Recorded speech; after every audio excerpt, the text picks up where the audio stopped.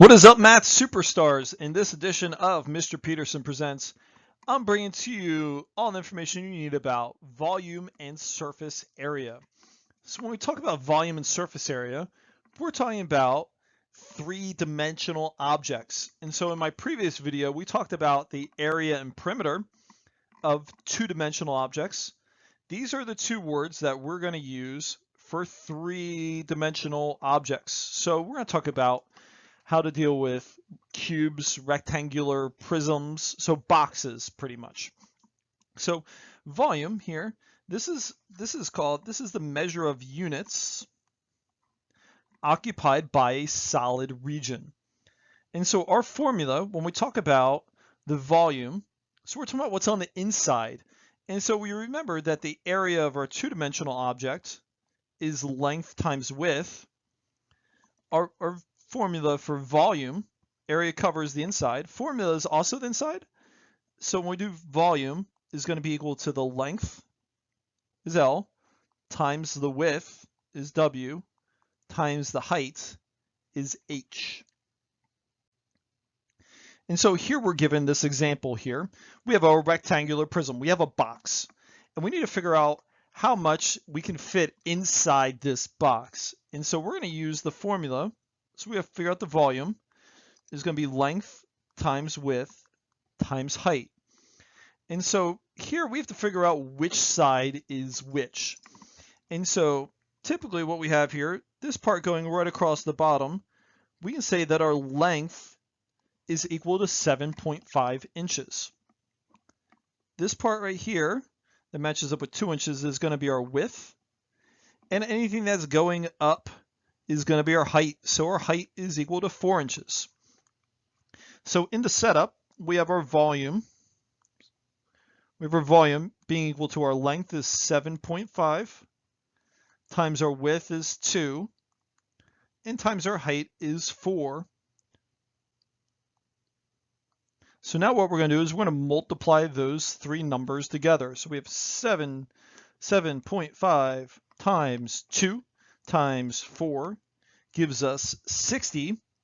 And we're not done yet because we need to put a label on this. So anytime we're multiplying three numbers, what we do is we take our units, which is inches, and since we're multiplying length times width times height, this is going to be in inches cubed.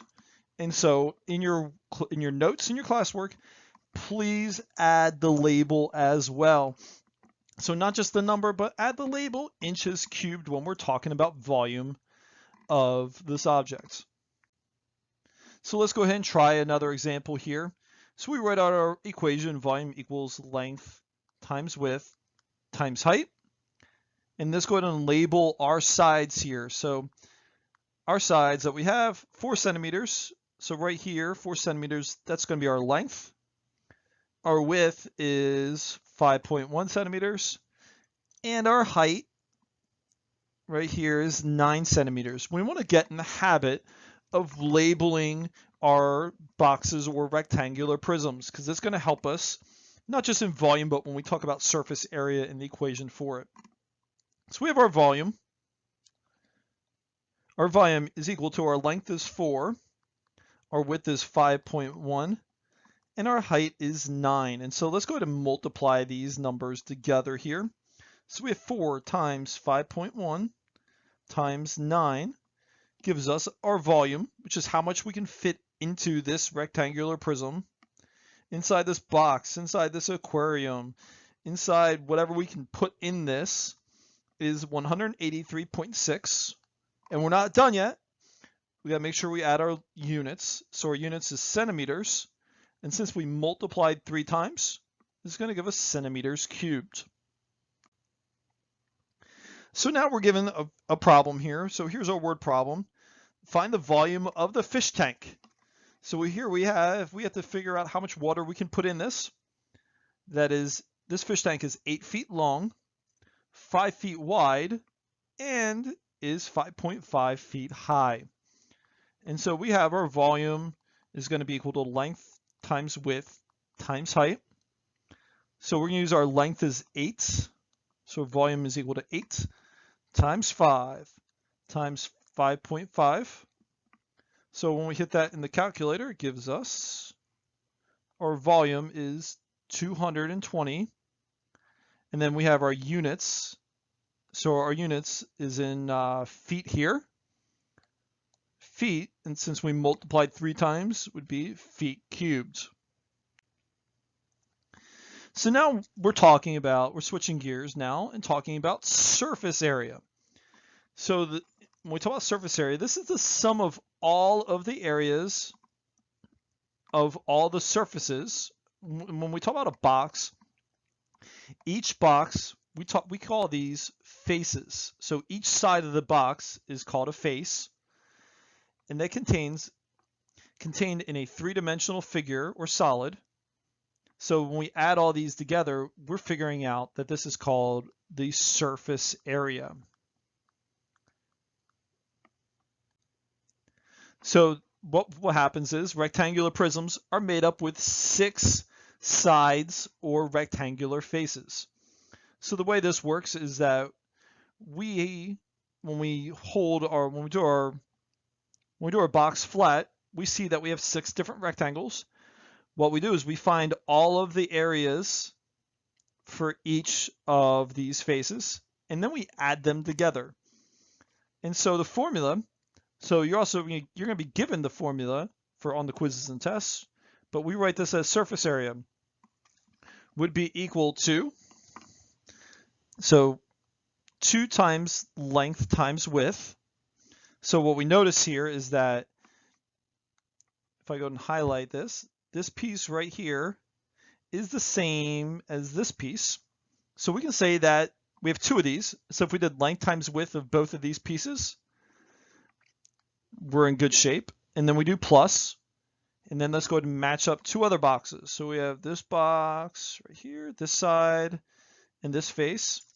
So we have 2 of those. So we can do that as 2 times, might be length times height, and then plus, and then let's pick 2 more. So we have 2 more to do. We have this piece and this face right there.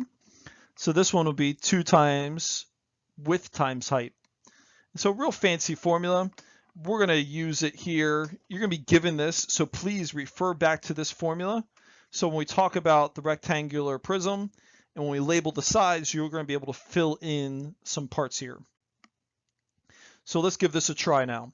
So we have our formula. Surface area would be equal to 2 times L times W plus 2 times length times height plus 2 times width times height. So it's a lot of things going on here, but if you follow these steps, you will not be able to go wrong.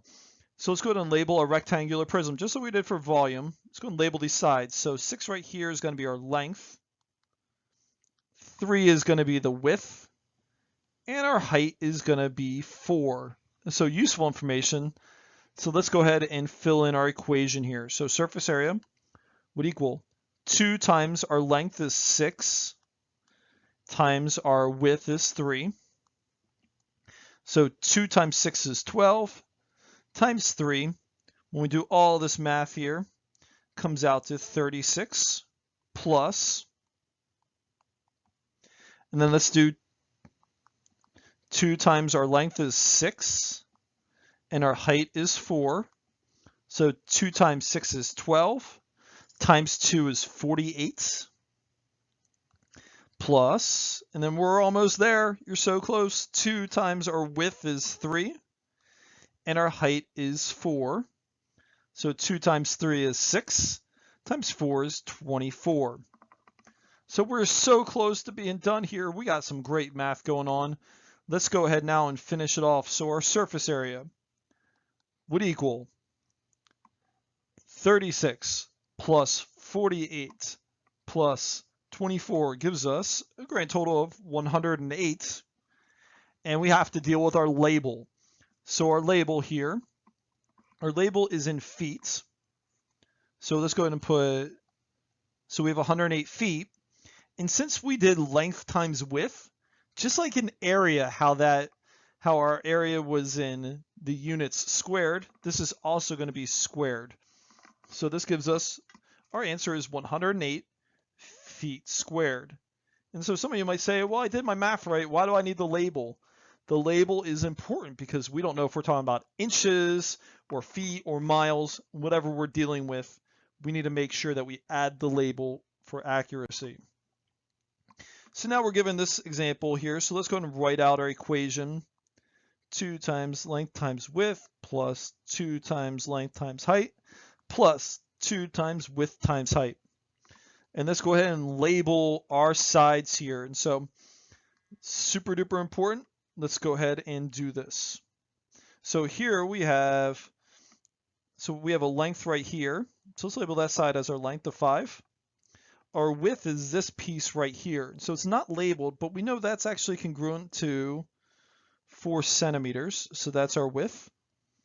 And then we have our height that we're dealing with. Our height right here is 5. So let's go label that as H. So now let's go ahead and fill in some numbers, do some math, and get the surface area. So the outside, what we're dealing with, of this rectangular prism. So we have 2 times our length is 5, and our width is 4.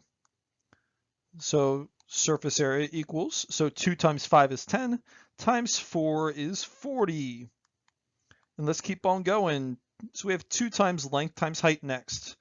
So 2 times our length is 5, and our height is 5. So 2 times 5 is 10, times 5 is 50.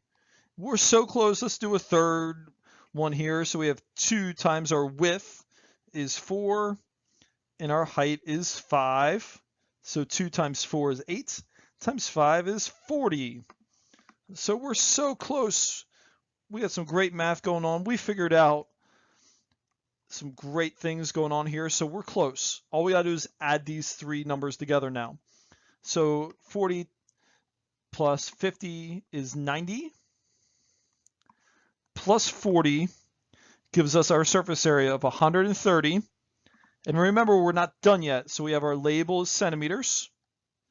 And just like how we did surface area, just so we did area is length times width, when we had squared units, our units are going to be squared here. So we can say that the surface area is 130 centimeters squared. So now we're given this word problem here. So we need to find the surface area of this rectangular prism that has a length. Here of 8 inches, a width of 3 inches, and a height of 6 inches. So we're always going to start with our equation. So length times width plus 2 times length times height plus 2 times width times height. And let's go ahead and fill in our equation here. So we have surface area equals 2 times our length is 8 and our width is 3. So 2 times 8 is 16 times 3 gives us 48. And then we do plus 2 times our length is 8 and our height is 6. So we have 2 times 8 gives us 16, and then 16 times 6 gives us 96. And we are so close to being done. Let's do our third set here. We have 2 times width times height, so we have 3 times 6. So 2 times 6 is 6, plus 6 is 36. And we're so close to figuring out the total surface area of this rectangular prism. Let's go ahead and add 48 plus 96 plus 36 gives us a grand total of, let me double check my math here, my calculator, gives us a surface area being 180. And let's figure out what our label is going to be. So we're dealing with inches, so it's going to be in inches squared.